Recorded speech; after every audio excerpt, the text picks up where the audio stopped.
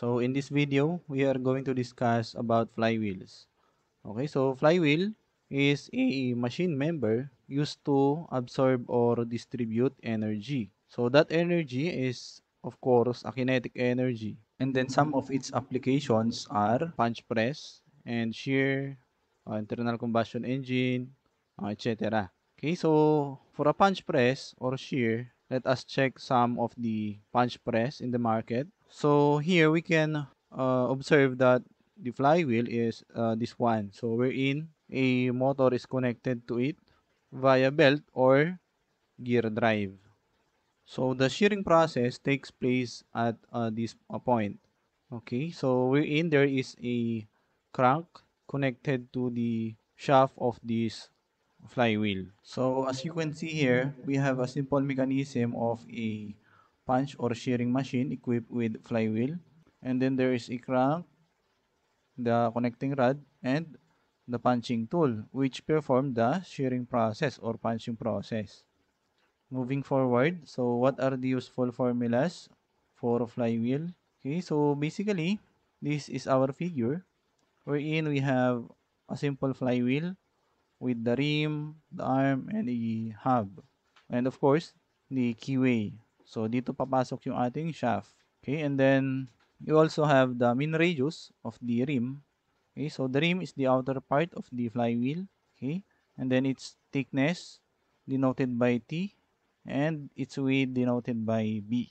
So mostly dito sa problem natin sa flywheels, given yung material or yung specific weight and density of the material. For our formula number 1, so weight of the flywheel, we can solve that weight of the rim in terms of the specific weight. So we can use the relation between the specific weight and the volume, which is equal to the weight over the volume.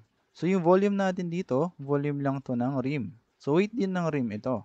Now, how we can solve for the volume of the rim? So we need to consider the outer part. Okay, so we have a small cylinder. Okay, so kumbaga parang ganito yan. So yung cross section na to, ito ngayon.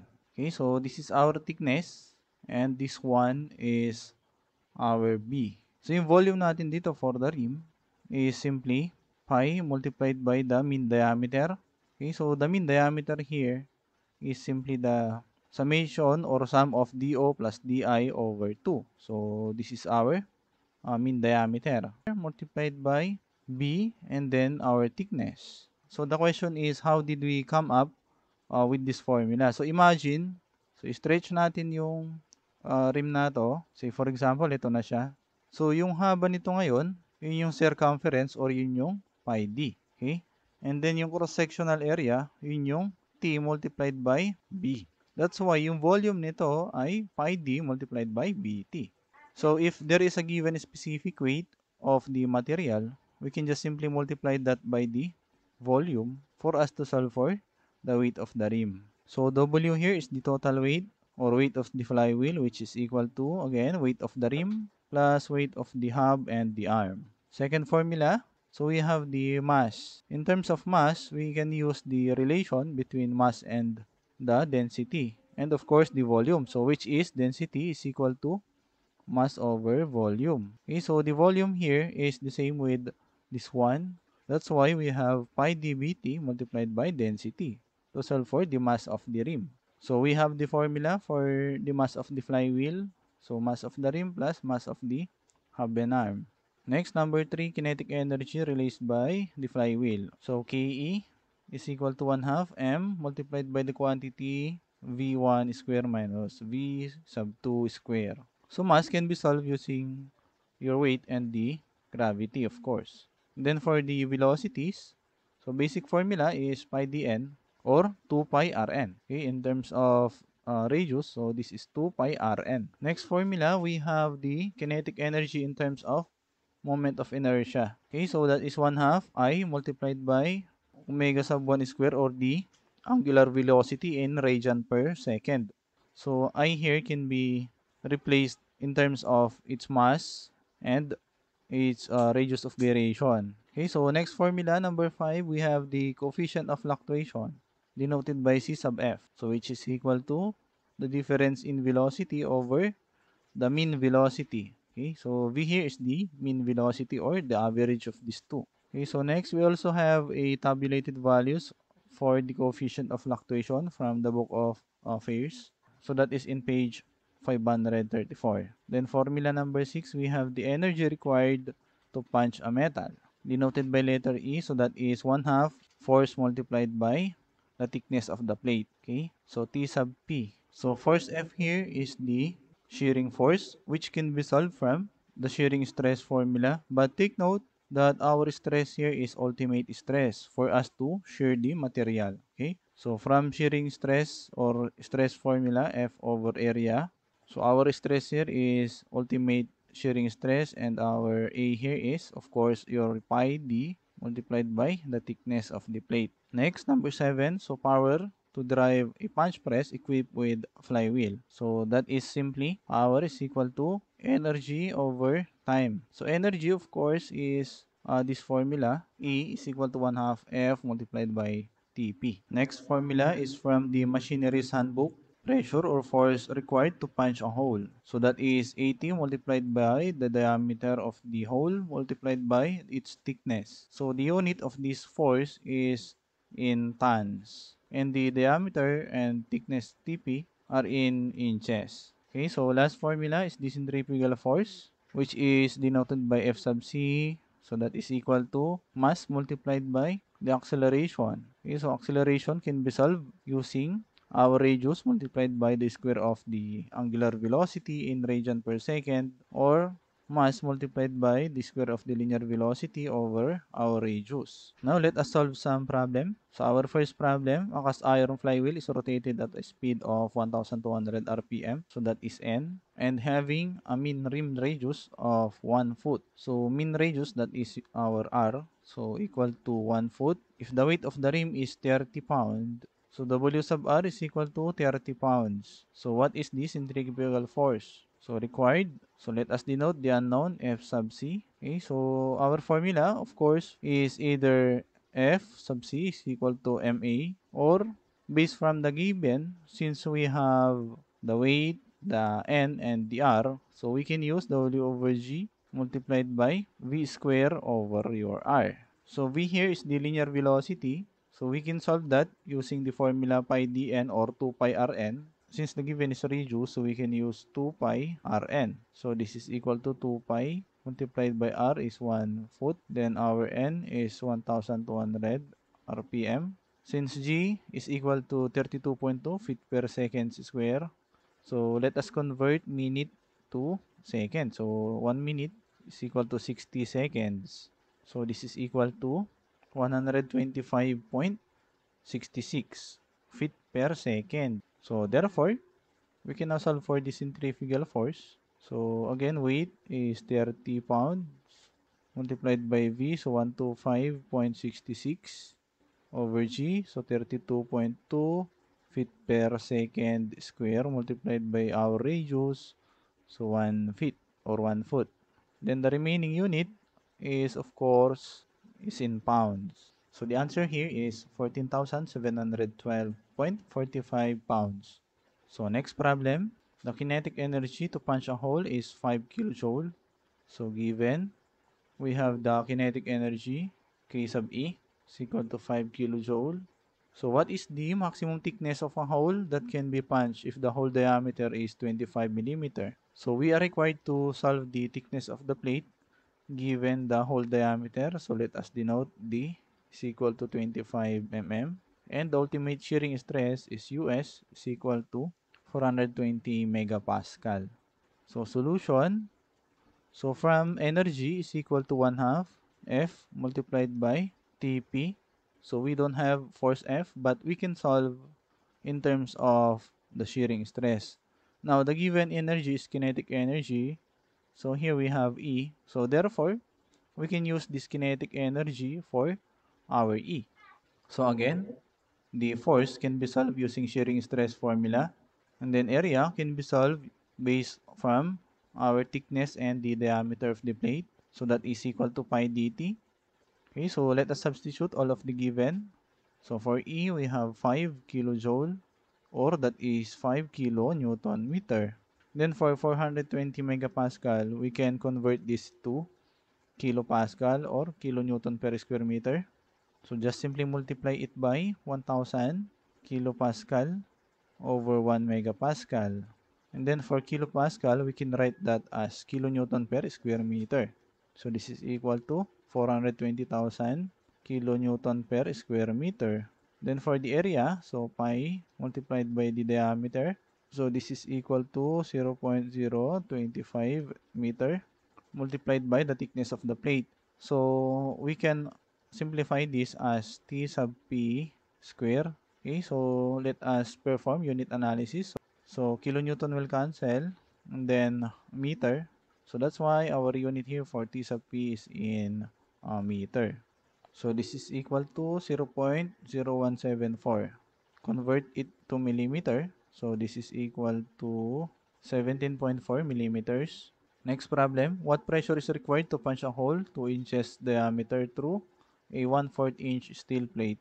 So using the formula from Machinery's Handbook, which is F is equal to AT multiplied by T multiplied by D. Okay, so thickness of the plate is 1/4 and then the diameter of the hole is 2 inches. So substitute. So 80 multiplied by 1/4 multiplied by the diameter 2 inches. So this will be equal to 40 tons.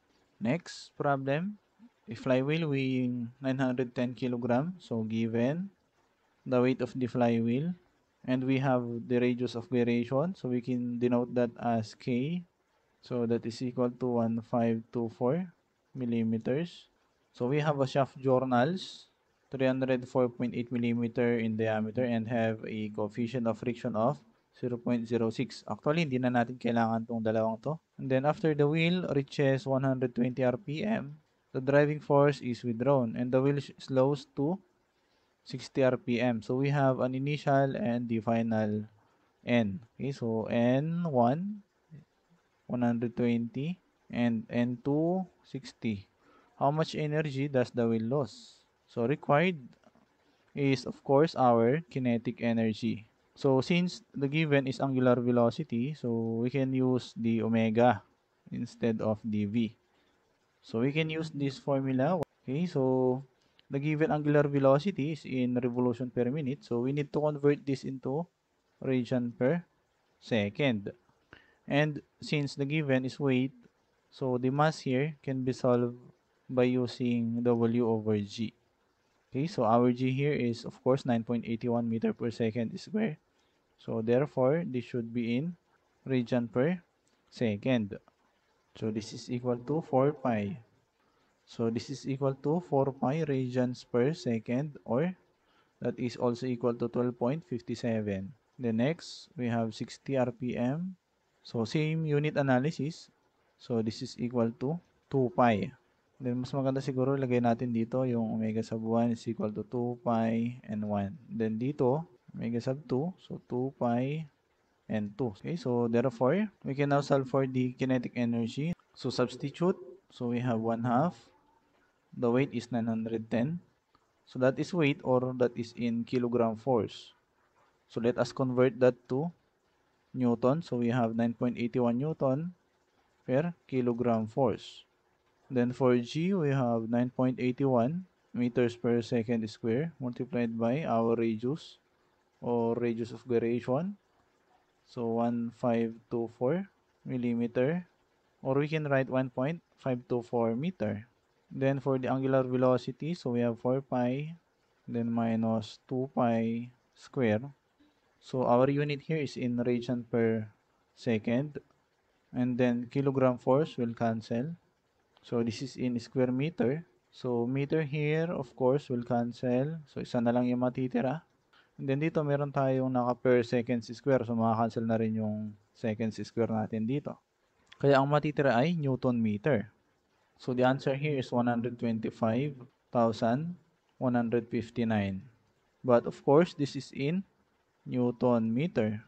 So if you want to convert it into kilonewton meter, para lang mag-match dito. So multiply lang natin ito ng 1 kilonewton over 1,000 newton.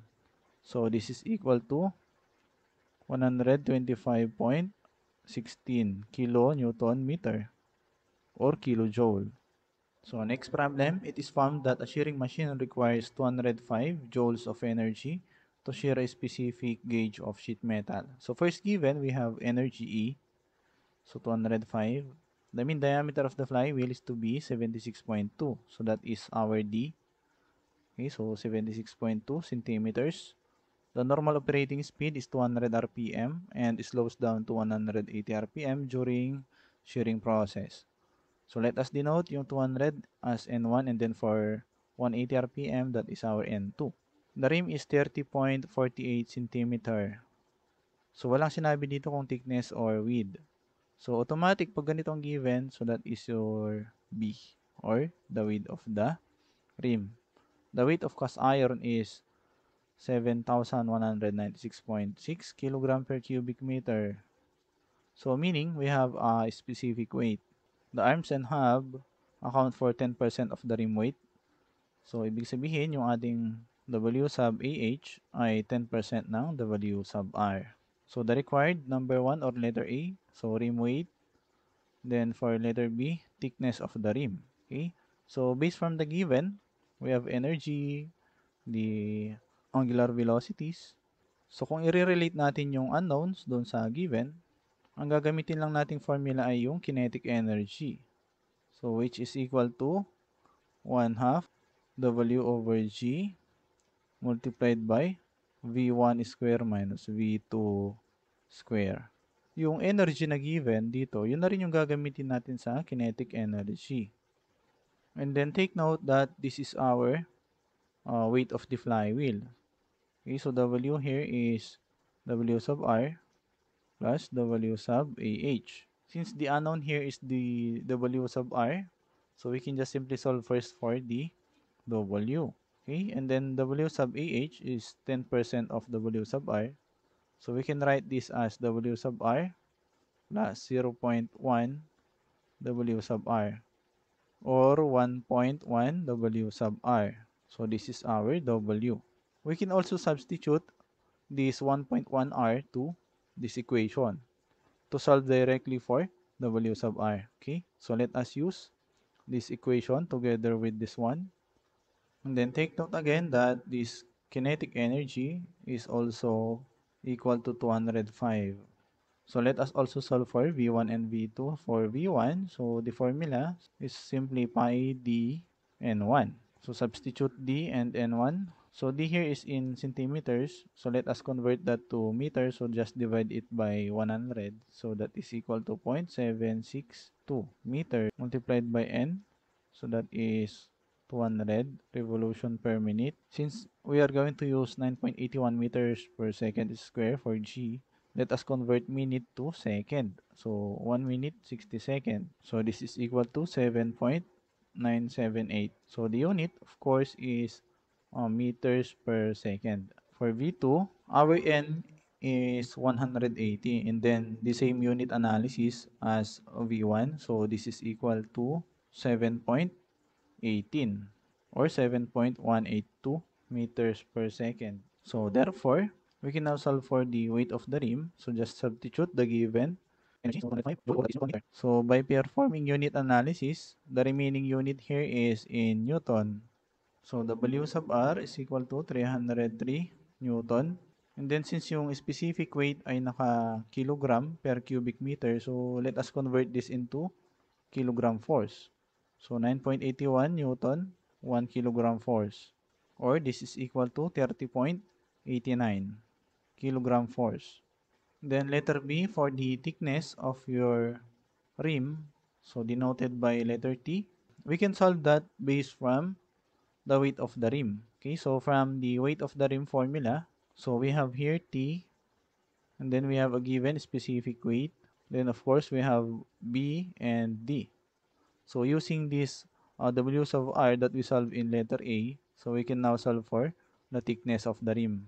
So W sub R is 30.89. So that is kilogram force.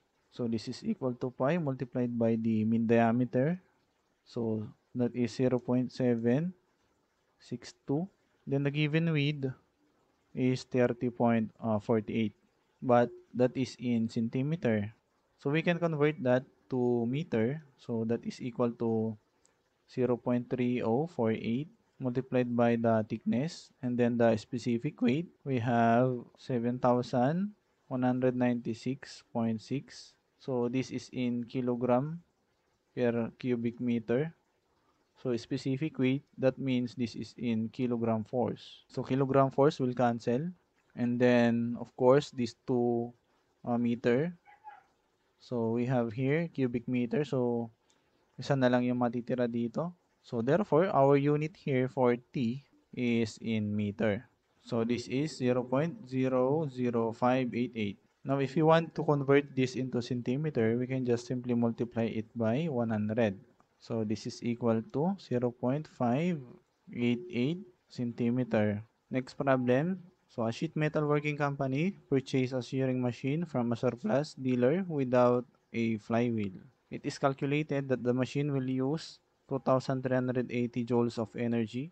So that is E, 2,380 joules. And then we have a plate thickness of 1.2 millimeter. So that is T sub P. The flywheel to be used will have a mean diameter of 91.44 centimeters. So that is our D. With a width of 25.4 centimeters. So that is our B.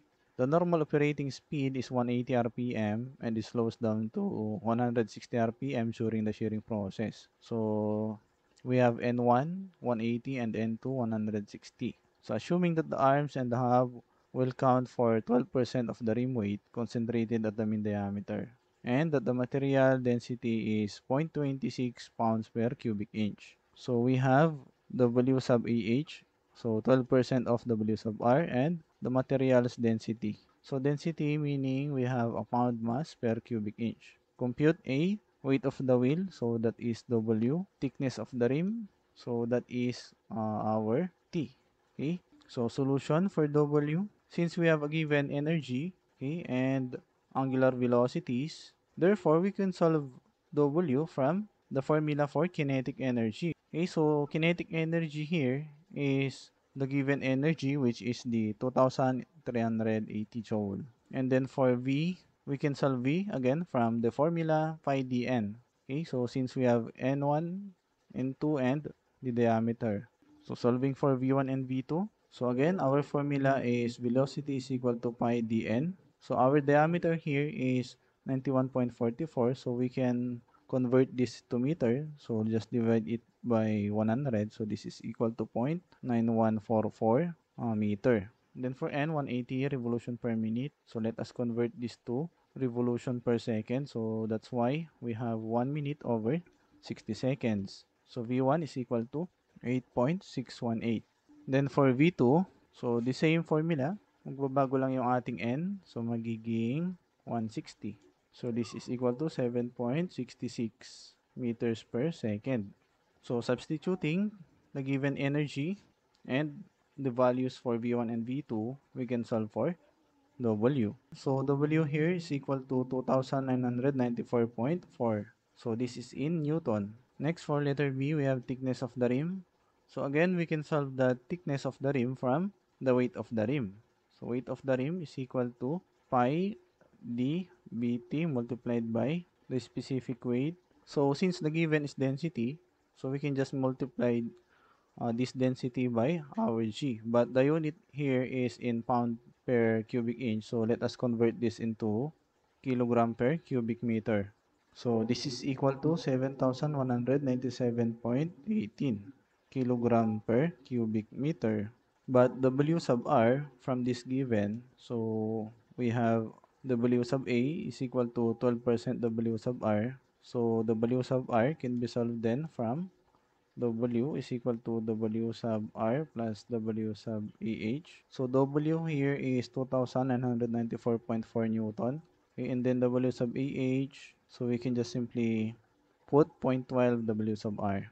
So W sub R can be solved here. So W sub R is equal to, so this is equal to 2,673.57. So substitute W sub R and the other given. So B here is equal to 0.254 meter. And then for specific weight, take note that is G multiplied by density. So that's why we have G 9.81 meter per second square multiplied by the given density. So 7197.18 kilogram per cubic meter. So this is meter per second square. So this is kilogram meter per second square. So that is in Newton. So meaning this Newton will cancel. And then here we have meter, and cubic meter. So therefore, the remaining unit here is meter. So this is 40 equal to 0.0519. So this is in meter. So if you want to convert this into centimeter or millimeter, so we can just simply multiply it by, so let us multiply this by 100 centimeters. So 1 meter. So here we have 5.19 centimeters. So that's all for this video. Thank you for watching.